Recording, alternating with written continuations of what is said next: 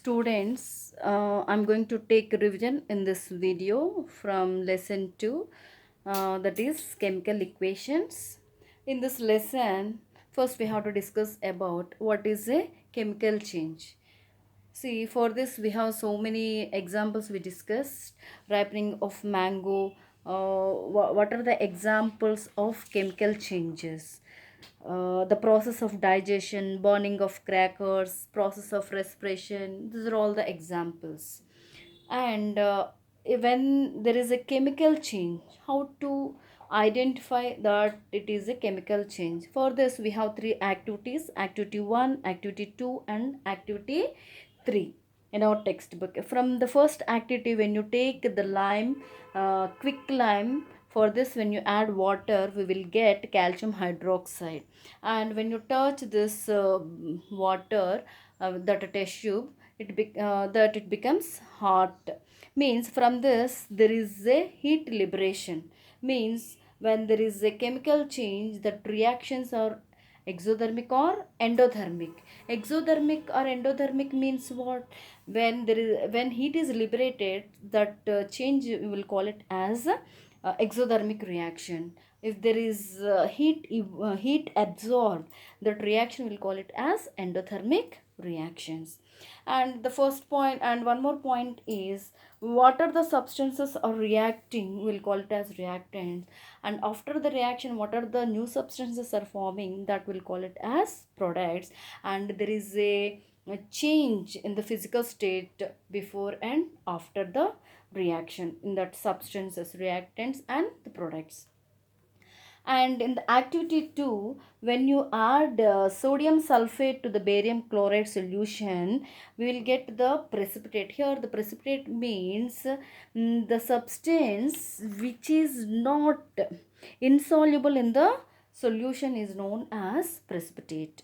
Next, in the third activity, when the zinc granules are reacted with the hydrochloric acid, hydrogen gas is liberated. Means when there is a chemical change, you can get precipitate, they form precipitate, gases may evolve. So these chemical changes we are writing in the short form by using the symbols and a molecular formula, that will call it as chemical equations.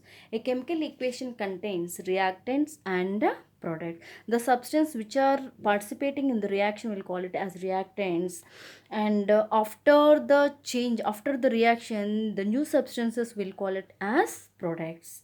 And even in this, see, after this chemical change, we will express in the short form by using an equation. When you express a chemical change in the form of an equation, always we must to check the number of atoms in the reactant side and the number of atoms in the product side. Why? Because according to the law of conservation of mass, mass is neither created nor destroyed. So, according based on this law, we must balance a chemical equation.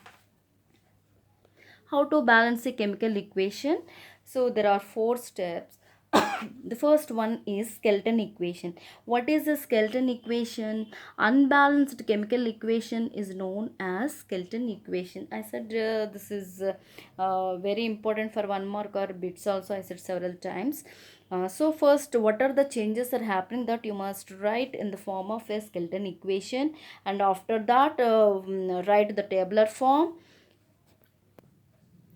First one is skeleton equation, and the second one, in that skeleton equation you have to write what are the elements are participating, that elements, and what are the reactants, for in that reactants how many atoms of each element is there, that you write it, and products you write it and balance it. And the third step, after balancing the equation, after writing this table, you will get a balanced equation, and you have to find out that ratio. In the third step, whatever the coefficients are getting from for the reactants and the products, that you must make it into the smallest numbers. For example, 10H2 plus 8 O2 gives 6 H2O. Like this, suppose if you get it, that coefficients you have to reduce into the smallest numbers. Next, final fourth step is you have to write the final balanced chemical equation. And one more point is, how can you make the given chemical equation more informative? Means, when a chemical equation is given by using the physical state, means whether it is a solid, liquid, or aqueous solution or gases, by using that symbols, solid for S, liquids for L, like that you can write it.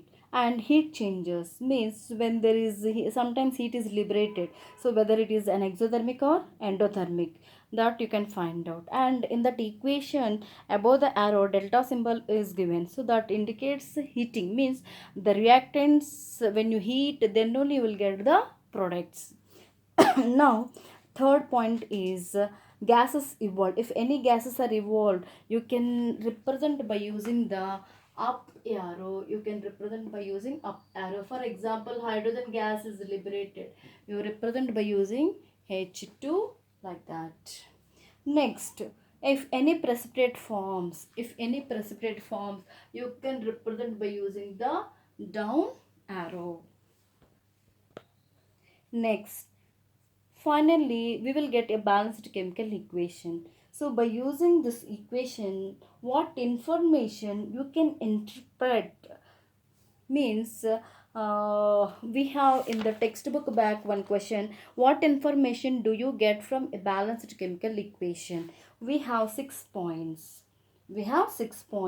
So learn this question, and based on this you have problems, you practice well, study well, prepare well. All the best.